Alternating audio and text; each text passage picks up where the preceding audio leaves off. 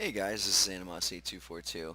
I want to do a review of what has now become my probably my favorite tank in the Russian lineup, the T-34 57. Absolutely love this thing. There's a lot of things about it that make it good. The first thing on it is the cannon. What really sets it apart from the other T-34s. The ammunition that you get default here, you're looking at average engagement ranges in this game, usually between 4 and 600 meters on most of these maps. Other than Kursk. And those are the engagement ranges that you're going to want with this. So the penetration on that, so you're averaging about 95 millimeters of penetration with the stock ammo, which is pretty good for its tier. And with the upgraded ammo, you're looking at 101 right here. And the thing is, the high explosive are pretty well useless at this tier. There isn't really anything you're going to penetrate with these, and if you do, it's something small like the self-propelled anti-aircraft guns. And at that point, you might as well not even bother switching. Just pump them full of these. Now, the good thing about the upgraded ammo on this is it does have a HE burster in it. So when it penetrates, you do get the shower of fragments after penetration that damages the modules and the crew specifically. Um, the gun is really it's fantastic. It's got high velocity and a great rate of fire. I think the only thing that really compares to this as far as rate of fire is the Panzer III with the 50 millimeter and the Sherman. But the Sherman doesn't have the penetration that this one does, and the Panzer III has the downside of having basically flat armored faces on it. So we're going to skip ahead here until we get to a battle.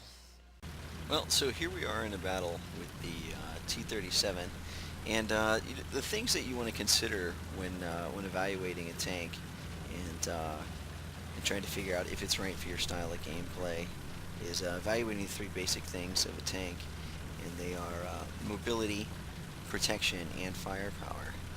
Now, as far as mobility goes, this is a perfect example here, a perfect map to demonstrate the mobility on this. Moving 45 kilometers an hour down the 1-2 line on Kursk, and the speed is what's going to prevent you from getting smacked on your way down here. But really, its speed is what's going to save you most of the time and allow you to get the most kills. But putting yourself into a forward position and allowing you to be able to use your rate of fire to pull the enemy apart. So this is a common tactic here, is to run a couple guys down the 1-2 line on the Kursk match, and T-34 is perfect for this. It absolutely is. It allows you to get in here and get those flanking shots. Most of the engagement ranges on here, even going this direction, are about 800 meters to 1,000 meters, even against the AI. Now, one of the biggest aspects of the T-34-57, it's actually inherent in all the T-34s, is its armor protection. And like I'd stated earlier, it is one of the three key factors in evaluating a tank, and knowing how your tank performs in certain situations is really going to dictate how you want to use it. The biggest thing that we have on the T-34s, and just like this one, is it's covered in the hull in 45 millimeters of armor. Now the front is sloped back at 60 degrees, and the sides are about 45 degrees if I remember correctly. So what that essentially gives you is a line of sight thickness, because it's sloped back 60 degrees, of 90 millimeters of thickness on this front glacis plate here. Now that is actually, for its tier, is pretty good. Most of the opponents that you're going to be facing are the Panzer IV, the Hetzer, and the Sturmgeschütz and the Panzer III, most of them with the long 50 millimeters. So that line of sight thickness is pretty good. You're going to get some bounces and some range. Now what you want to do is angle your armor. You want to put yourself into a situation to make better use out of your armor. So from the enemy's perspective, you're going to want to sit to a situation that's roughly about 30 degrees off. You're going to want to look like this to the enemy. Now obviously the further down you can get it, the more slope that you're going to get on this front and side glacis plates. But essentially you're going to want to look like this to the enemy. You're going to have your turret facing over towards them, and that additional sloping right here, the additional angling of your armor, increases the line of sight thickness on here. So the problem that you find in this tank, and it's inherent in the T-34s again, is the lack of gun depression.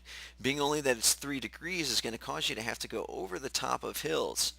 And as you're coming over the top of hills, you're going to look like this to the enemy, give them a view of your bottom plate here. And the situation that becomes problematic for this is when you get over the side of that hill, and now you're angled on you're on the front side of this hill, and your nose is pitched downward, and you're aiming at the enemy, is what you find is you end up looking like this to the enemy. Well, that negates a lot of your front slope here. Now we've taken it from 60 degrees to about 40 degrees, or even 30 degrees, which is going to take that 45 millimeters of plate, essentially making it, instead of 90 line of sight thickness, you're now making it about 50. Even 50, 60 roughly, with the nose pitched down about 20 or 30 degrees. That essentially eliminates the advantages of having the thin and highly sloped armor. So essentially what you want to do for this tank is get it in a hold down position, exposing only the turret, and try to get it in a position where you can angle it back. Use the gun depression to give you a little bit more front slope. The turret on this thing is kind of weak. You see that it's only covered in 45 millimeters all the way around. And again, you're relying on the slope of the front, of the front turret and of the front glacis plate in order to provide you better thickness for it. So essentially, again, to sum it up about using your armor, you want to make the slope work for you. Get yourself in a position like this, get yourself on flat ground, or pitch your nose up a little bit as much as you can, even with the -3 degrees of gun depression. Pitch your nose up as much as you can to take advantage of the sloping and to try to deny the enemy the ability to penetrate your armor. Now here we are in the test drive with the T-34 57, and what I want to show you is how to engage your most common enemy. The most common enemies that you're going to find, like I mentioned, are the Panzer IVs, Panzer IIIs, the Sturmgeschütz, and an occasional Hetzer. Now Panzer IV you're probably going to find more than the other tanks just because it's unlocked easier and it has a great cannon on it. So the things that you're going to aim for on the Panzer IV, and this one's about 200 meters away, the first thing you want to aim for is this plate right here. Now the gunner sits right behind this, so if you hit through this and penetrate through it, it's going to take that gunner out for 10 seconds, allowing you to get follow-up shots. This cannon, this 57 millimeter, you can't just beat on a tank until it dies. There's no hit points in these tanks. You've got to kill the crew and kill the modules, either hitting the ammo, catching it on fire, or killing the crew in it. With this particular gun, you're going to want to aim for the crew. There's not enough damage after it penetrates to hit roughly in the area of the ammunition to have it be effective. So to show this on the test range, first thing you want to do, put a shot right there. You can see that the loader and gunner has been knocked out. It gives you the ability to get a follow-up shot. You see that the driver's been knocked out here, and the tank is destroyed. That's exactly how you want to engage these. First hit here, then hit here. This takes out typically commander, especially from this angle. Takes out the commander. The gunner right here typically wounds the loader. The second shot here is going to take out the driver, and some of that spalling can carry through the hull and wounding the loader. Now the great thing about this high velocity cannon, all high velocity cannons, are essentially twofold.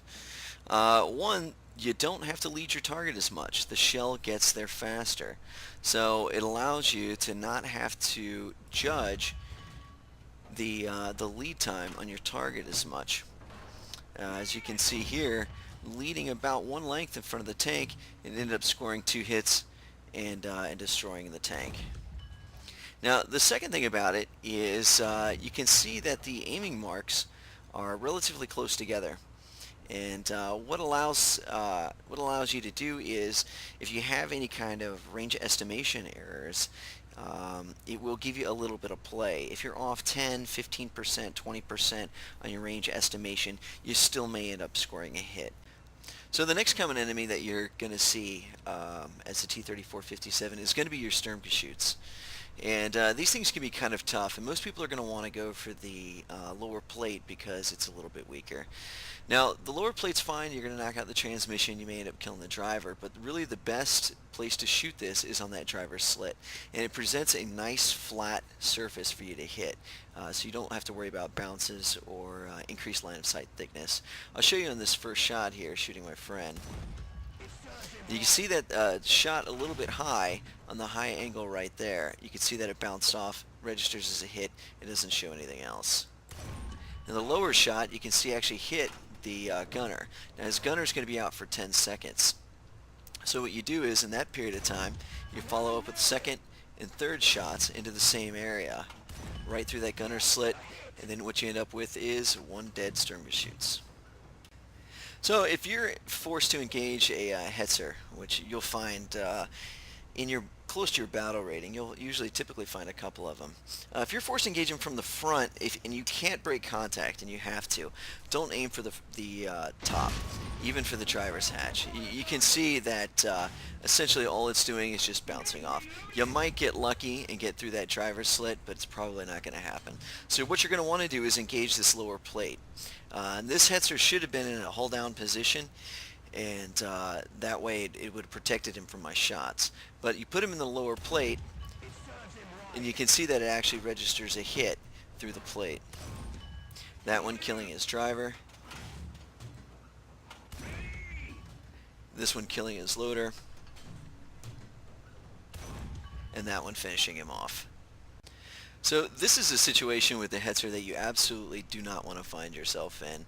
He's in a hold down position, he's covering that lower plate, and even from here, the only chance that I'm going to have of penetrating him is to hit that driver's slit on the left side there.